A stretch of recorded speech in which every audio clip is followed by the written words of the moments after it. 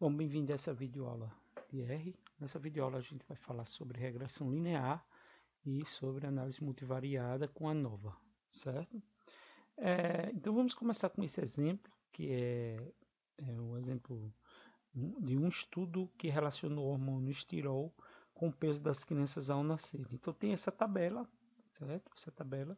E os valores da tabela eu coloquei aqui para que a gente possa já fazer o cálculo, tá? Para facilitar, né? Para a gente não perder tempo, certo? Então tá aqui o x e o y, eu vou fazer a leitura do x e do y, e a primeira coisa quando a gente está fazendo esse tipo de análise é plotar, vamos plotar esse negócio, né?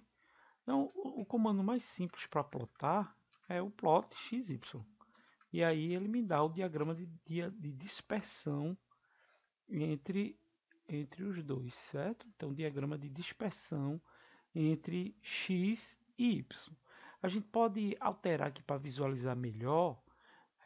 Eu vou alterar aqui a escala do x, certo? X', eu vou botar. Veja ali que o x ele vai de 10 a 25, eu vou botar de 0 a 25. De 0 a 25, não, a 30, porque senão eu vou perder alguma informação. E o y, y' um pouco menos de 25, né? Vou botar, sei lá, 5.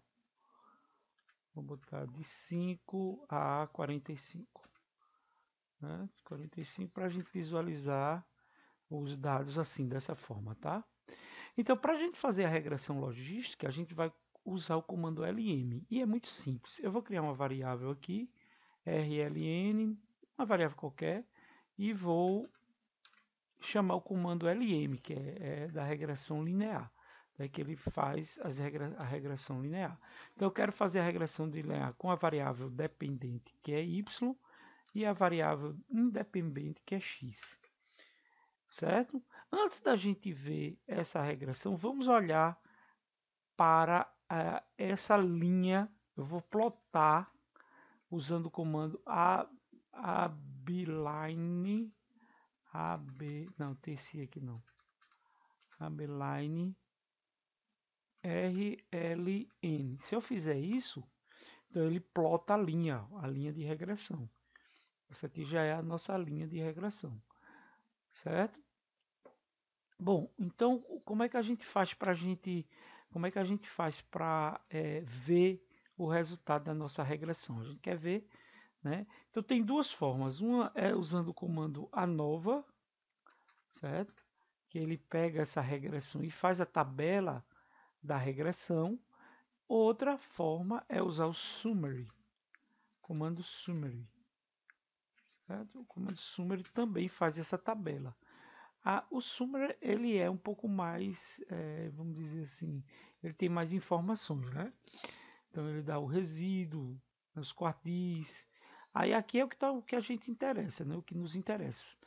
Primeiro a gente olha aqui logo o p-valor, vê que foi significativo, né? Tanto para o intercept como para o x. O intercept é aquele ponto aqui, ó, onde a reta passa, corta o eixo y, ou seja, quando x é zero. Então o valor é de 21,52 e o ângulo, né, é 0,60. Aqui está o erro padrão, né, os dois erros padrões, certo? E o cálculo do t, da estatística t calculado, né?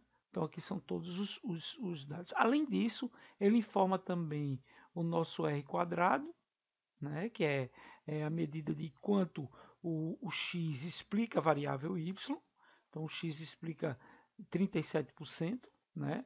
Também o ajustado para esse valor de R quadrado. E a estatística F, né? Que a gente viu, a gente vai ver melhor, né? Ela é mais utilizada, a estatística F, no curso lá na Nova, né? Com seu respectivo p-valor. Então, a gente vê que essa regressão ela é uma regressão que é significativa, né? Você tem aqui o p-valor, então a gente pode continuar com algumas análises, certo? Então, depois de... Tem um outro também, um outro gráfico, que é o gráfico do scatter. Scatter smooth. Então, esse gráfico aqui, vou fazer x e y, né? X e y, ele dá mais ou menos como é que seria a tendência dos gráficos, ó. Tá vendo? Da reta, essa reta ela vem retinha aqui, ó, no começo, depois ela meio que inclina, né? Essa também é uma boa, é um bom gráfico para que a gente verifique como é que estão os dados, se eles têm ou não essa linearidade, tá certo? Se eles têm ou não essa linearidade. Outra coisa que a gente pode fazer é pegar os coeficientes. Então vamos, existe o comando, eu vou chamar aqui coi, certo? E tem um comando chamado coeficientes,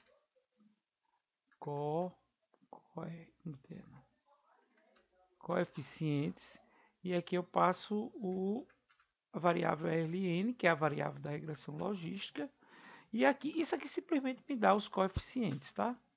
Os dois coeficientes. Mas o que é que eu posso fazer com esse COI? Eu posso calcular, por exemplo, se eu quiser, nessa questão, por exemplo, que quer saber qual o peso, né, o valor quer fazer uma estimativa do peso de nascimento quando a mulher teve um nível de 15 miligramas. Então, como é que eu faria para resolver isso? Para resolver isso, eu teria que. Eu tenho duas formas, tá? Uma é usando os coeficientes, então eu poderia fazer. O primeiro coeficiente é o intercept, né? Como a gente viu, é o intercept.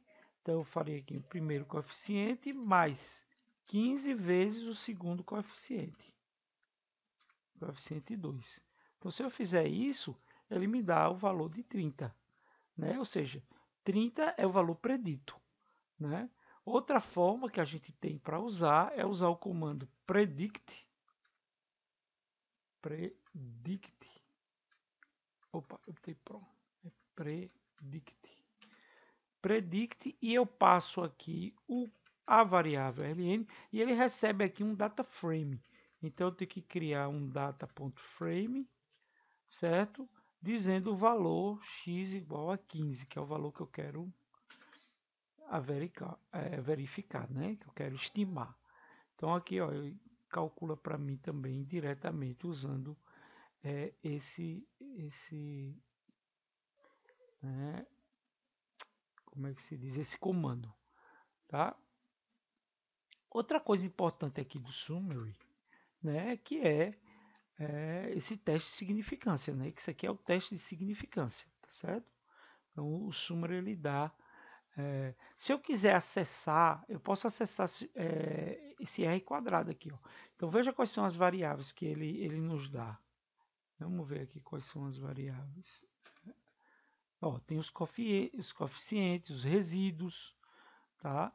Uma série de valores aqui que ele me dá. O summary, o summary que é esse comando aqui que dá o R quadrado. Então se eu fizer assim, ó, summary, né? Peraí.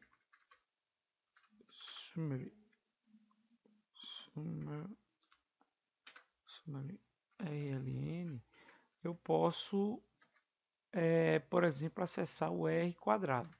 Faço R.square. Então aqui, ó, eu tenho um acesso direto ao valor do R quadrado, tá? Então o que é que a gente pode fazer mais? Assim, tem o seguinte, o que a gente pode fazer é tentar plotar os resíduos. Lembra que eu falei da importância dos resíduos? Esses resíduos eles precisam ter uma distribuição aproximadamente normal. Então como é que eu faço isso? Primeiro eu vou plotar os resíduos, tá? Então eu vou plotar os resíduos já padronizado, né? Então o resíduo padronizado. Então eu vou colocar no eixo X o próprio X e no eixo Y eu boto os resíduos, certo? Os valores dos resíduos para a gente verificar. Então para eu chamar os resíduos eu uso o comando rstandard, né? Existe o comando reside, que ele me dá também os resíduos, tá? Mas não estão já normalizados, né? Então eu quero olhar os já normalizados, então aqui eu passo o RLN. Então aqui está o plot dos resíduos, tá? Então eu posso passar aqui um abline na posição 0, 0, que ele vai fazer uma reta aqui, né? Um 0, 0. Então aqui está mais ou menos a distribuição dos resíduos com relação, como está padronizado, como eu falei, o padrão aqui é 0, né? Porque é padronizado 0, 1, lembra disso, né? Então aqui, ó, padronizado no 0 e essa aqui são as distâncias, né, até o 0 dele padronizado. É como se esse 0 fosse, quando você padroniza, o 0 passa a ser a média, né? Então, eu gostaria de ver um gráfico de adequação desses dados à distribuição normal. Então, existe um gráfico chamado QQnorm, certo? E eu vou usar esse comando para pegar os dados já normalizados, né, de RLN, certo? Então, esse gráfico aqui, ele é muito importante. Deixa eu botar uma linha ali para ficar mais claro isso. RS. Veja. Ops, tem alguma coisa errada? Não, tá lá. Pronto. Deixa eu dar um zoom aqui para ficar melhor da gente visualizar. Então, essa linha aqui é a linha de adequação dos dados à distribuição normal. Quanto mais elas estiverem próximas a essa linha aqui, os resíduos, né, mais uma indicação de que os dados têm distribuição normal, certo? Então, eles têm que estar mais ou menos aqui, ó, nessa linha que passa aqui, essa linha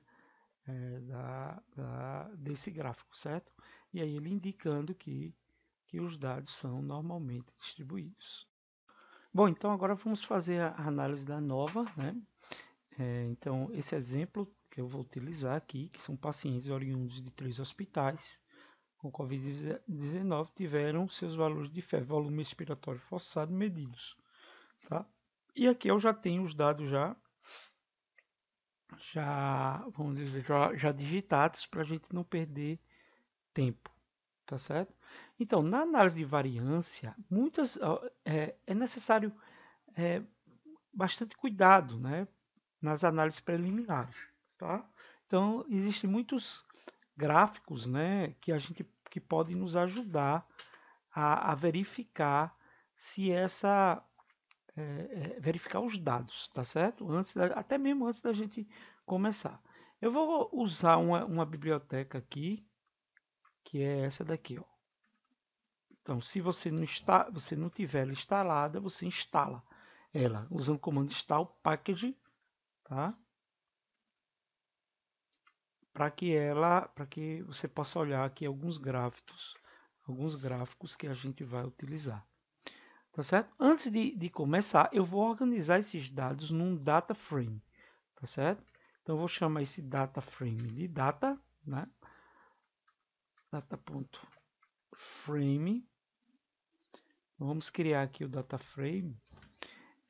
FVE, que é os valores lidos, né? Os valores da capacidade respiratória, que são os que eu já lancei aí.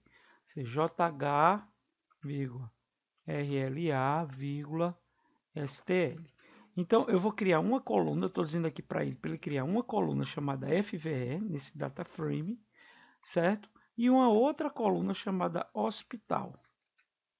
Agora, para eu criar esse hospital, como o hospital é uma sigla, eu vou criar um fator, né? Ele vai ser do tipo fator.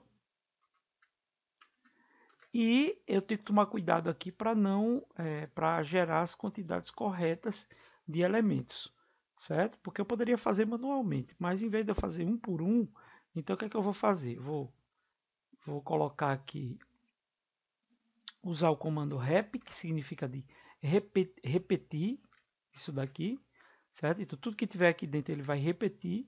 Eu vou dizer quantas vezes ele vai repetir cada um desses aqui, certo? Então repita repita quem? Repita JH, tá? JH, que é o John Hopkins, o hospital, nome do hospital.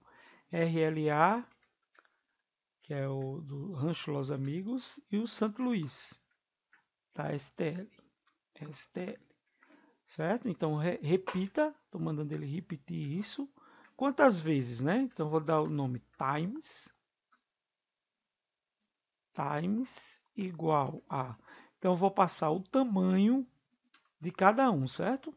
Então length do primeiro hospital, que é o JH, vírgula, length do segundo hospital, que é o RLA. Então aqui ele está dando os tamanhos, né? E length do terceiro hospital, que é o St. Louis, STL.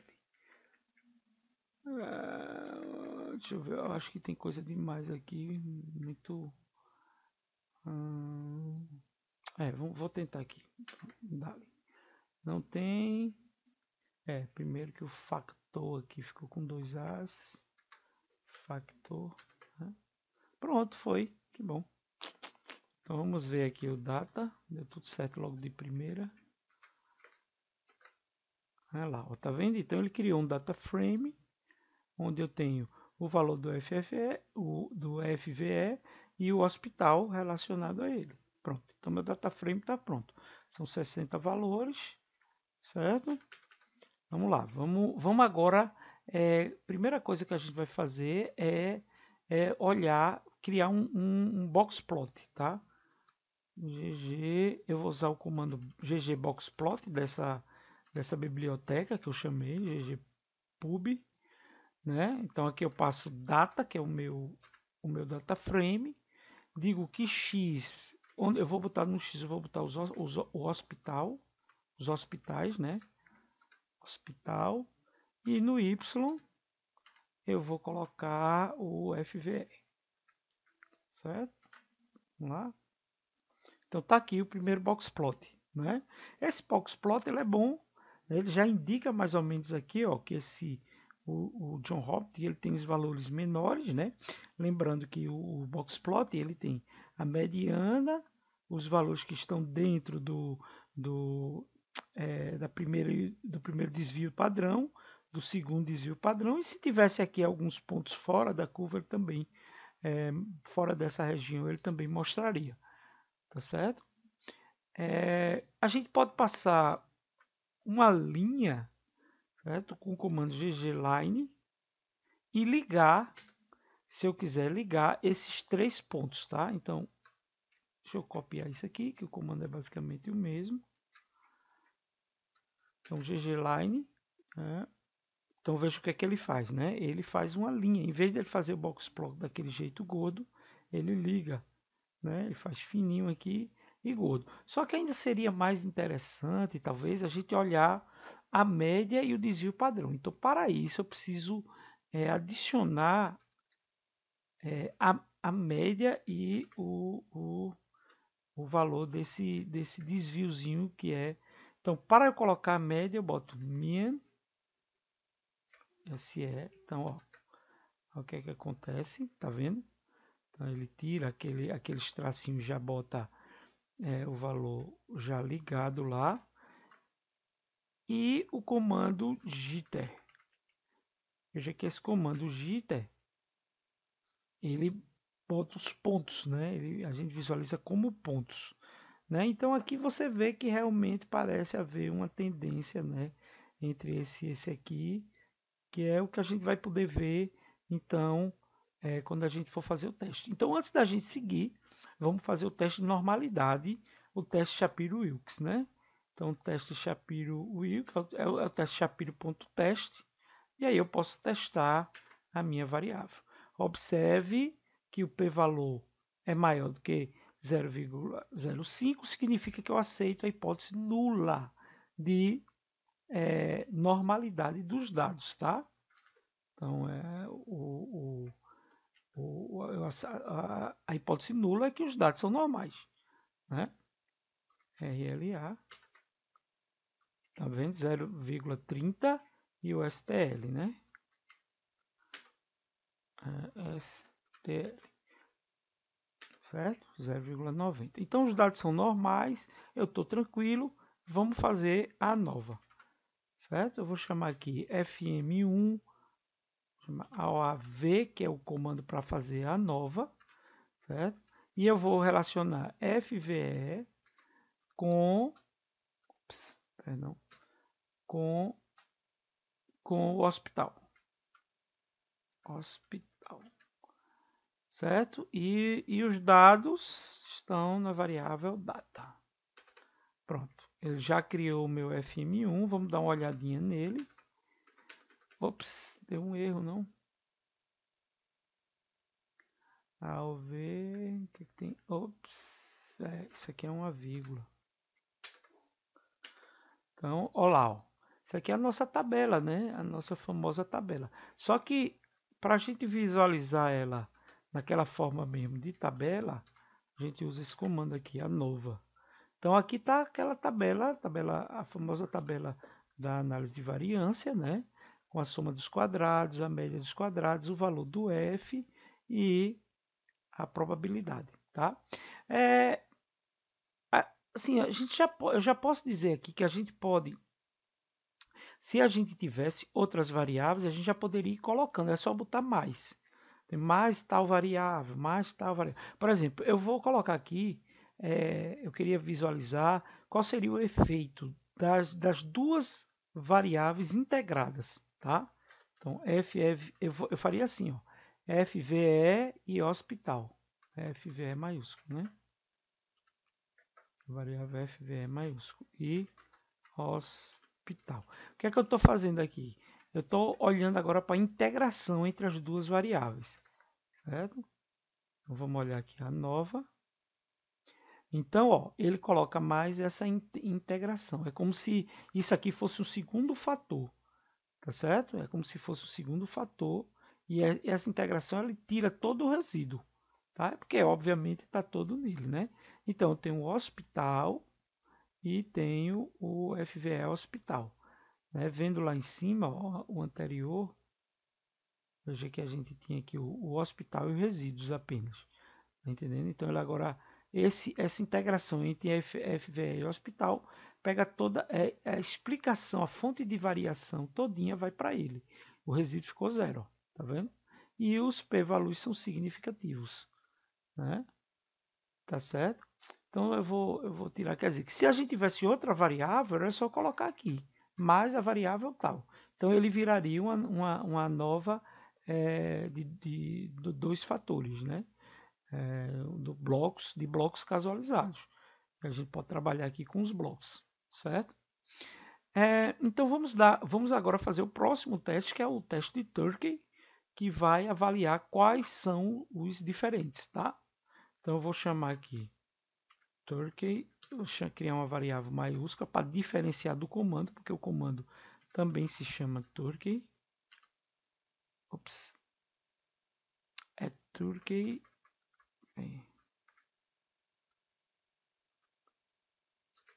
H, porque é Turkey HSD, né? Turkey H, que é essa variável, é Turkey HSD, e qual é mesmo aqui sim? X eu vou passar o FM1, certo? E eu posso passar também o nível de confiança. Ups. Então deu algum erro aqui no Turkey. É porque aqui não é um R, né? Deixa eu até tirar esse R também aqui. Ops. Ok, deu outro erro aqui. Uhum. Sim. Uhum. Deu um erro aqui. Deixa eu ver se eu vou. Ah, tá. Peraí.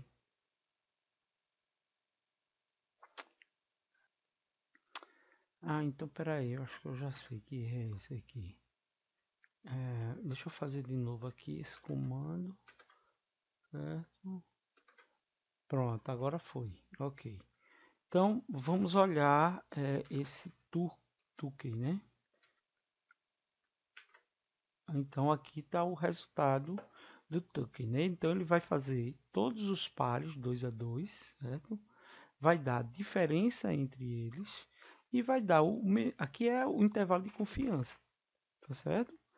E o p-valor é para esse valor. Então a gente avalia aqui se essa diferença, né, ela está dentro desse intervalo de confiança, então significa que eles são diferentes, né? Se ele não está, né, que passa pelo zero, por exemplo, aqui, ó, ele passa pelo zero. Logo, o p-valor é maior do que 0,05, logo não está, né? Mesma coisa aqui, certo? Então, só o que é significativo é isso, que difere. Então, esse aqui difere desse pelo teste, tá certo? Para um nível para um alfa de 0,05. Uma coisa legal que a gente pode fazer aqui é plotar ele tem ele tem um como é que se diz um, um, um gráfico bem legal do Tolkien, tá? Ó.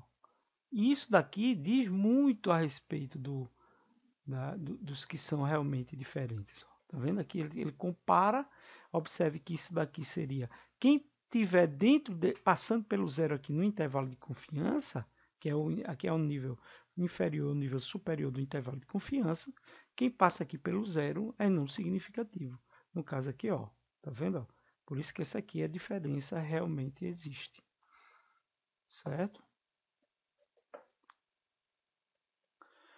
Bom, e para finalizar, a gente poderia pensar o seguinte: e se meus dados não são normais, né? Se eles não são normais, se não são normais, então a gente usa o Kruskal, né? E aí ele vai dar também uma diferença, um P diferente, ó, significativamente diferente, e o resultado está dado, certo? Então, um grande abraço a todos, tá? E até a próxima aula, se Deus quiser.